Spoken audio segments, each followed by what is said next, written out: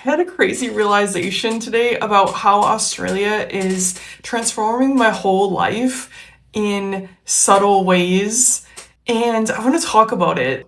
Hey, my name's Tanya Ray. There was a lot to unpack here, and like I said, today I'm unpacking one of the subtle ways that Australia has sort of altered my mindset, which is changing my life one little piece at a time. And today it was the realization that I get to be present and really enjoy my weekends, my time off, and value it for what it is. Whether I'm just staying at home and relaxing with my husband, or we're out doing things, running errands, and things like that. I actually enjoy the time so much, and I realized why that probably is.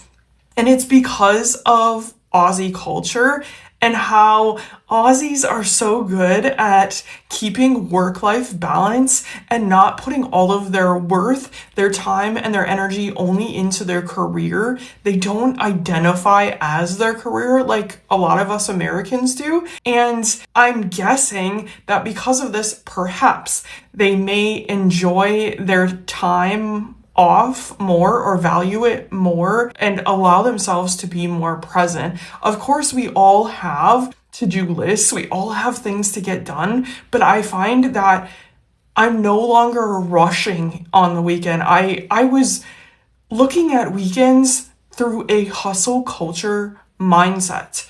What that looks like is make sure all of the errands are run. Yes, I still run errands on the weekend.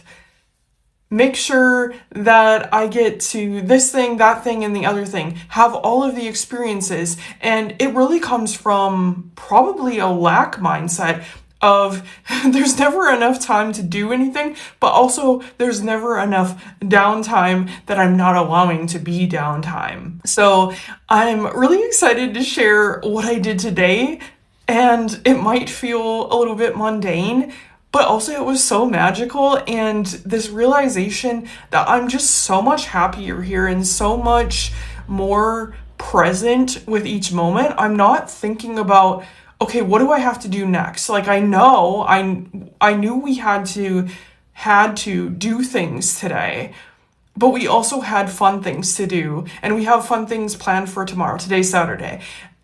And it just makes me so happy and proud that that's starting to rub off on me, and that my mindset is changing around what it is to be fully present. And I'm not there yet. I mean, for one, I was filming, right? I filmed some of this. I want to show you what I did today, but I don't feel like it's a have to anymore. I don't feel like my time off is so limited that I can't enjoy life. And I'm so grateful that that has rubbed off on me. So here's what I did today. I hope you enjoy it, and let me know if you want more of these. And inadvertently, you're also getting a what I eat in a day video. First up, we went to Crenitti's for breakfast, and it was lovely. We had to have coffee, obviously, because Australia, and also coffee, caffeine. And the Stugatti was above us, and of course, I then had to listen to Downtown by Macklemore. But here's the stars of the show. That is my big breakfast platter. No, I did not eat it all, but that was my first meal of the day. And my husband had the pancakes you can see in the background. And we were fueling for a reason, because then we went next door to Hoyt's, which is the movie theater. And can you guess what we saw? This is just a pan of the upper level going into the theater. However, we went to the Lux part, which you kind of saw at the start, but not really. And if you didn't guess, we went to see Spider-Man. You could see it on the screen there. And this is the lounge for the Lux Theater. It is more expensive, but you can sit and order drinks and food before your movie and it will be delivered to you at the movie. And then we got on the road after the movie. It was great, by the way. And it was raining and we were going to Frio, but we were not going to Fremantle for the markets that they are famous for. Instead, we went for a very specific reason to go to Vassy Virgin, which this place right here, and it's so amazing. This place is an olive oil company, and they have a vineyard and stuff in Margaret River, Western Australia. And I like to get my skincare here, but we also bought a bunch of the food products. You can go in and try them. And I was talking to the person working, and she was saying that she grew up in the Perth area and it was always exciting to go down to Margaret River, and you always had to go to Vassy Virgin and buy all of the cool stuff there. But now we have one in Fremantle, which is even more awesome. Okay, so here's the haul. We had the macadamia pesto. This was highly recommended by the person working, and she did not lead us astray. I do wish I would have read the ingredients because the first one is vegetable oil. I assumed it was their olive oil. And of course, we had to get some of their olive oil. It's great. We use that specifically for bread and tasty things, not for cooking because it's a bit more expensive. And we also got an oil diffuser for my husband's office. I wasn't really in on that. I was getting my skincare, so I didn't know. And these pickled chilies were so good, but they had my belly on fire after I tried them. Not complaining, they were still very good. That's why I brought them home. And I don't know what's going on with the filming here, but I had the beetroot relish as well. That's another one that my husband chose. Of course, beetroot, anything around here is pretty popular. And then this is what I went for, was my facial cleanser. I usually use, I think it was the seaweed one, and it was so good, especially in the summer when you get sunburns, and it helped rehydrate your face. But they didn't have it anymore. They discontinued it. So Vassy Virgin, if you're watching this, please bring that one back. I don't remember what it was called, but it had a blue label, I believe, and it was like sea salt and seaweed, or seaweed and eucalyptus, or something like that. And it was so amazing. I miss it, but this one's good too. And that was my haul at Vassy Virgin. And of course, we were on the road again. There's a Mexican place. Haven't tried that one. Don't make me comment on that.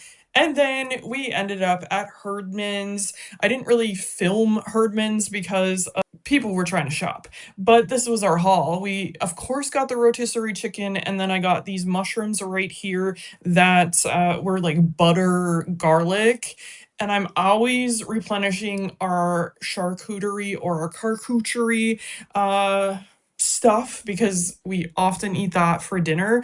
And then I got some wraps to go with our chicken for dinner, and obviously olives. I believe we got the feta ones. Yes, we got the feta ones, and then we also got the tricolored ones because I was picking some out and my husband was picking them out.